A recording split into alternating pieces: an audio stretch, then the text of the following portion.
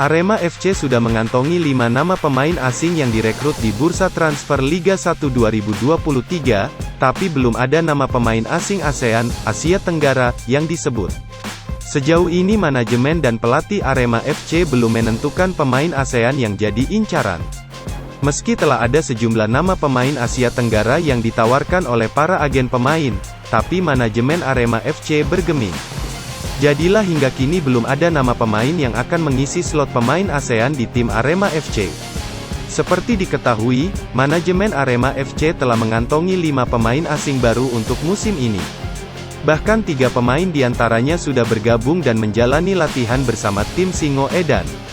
3 pemain asing yang telah menandatangani kontrak selama semusim bersama Arema FC ialah Gustavo Almeida yang berposisi sebagai striker, Charles Lokolingoy berposisi sebagai winger dan second striker dan Diarra Ichaka berposisi sebagai center back.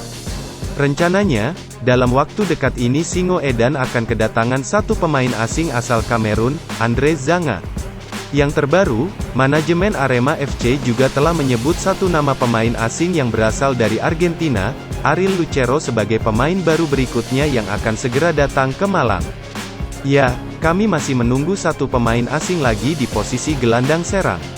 Ada Ariel, dari Argentina, ucap manajer tim Arema FC, Wiebi Dwi Andrias, Selasa, tanggal 6 Juni tahun 2023. Wiebi mengatakan, selain menunggu kedatangan Ariel Lucero, pihaknya juga menunggu kedatangan Andre Zanga, pemain asal Kamerun yang berposisi sebagai gelandang bertahan.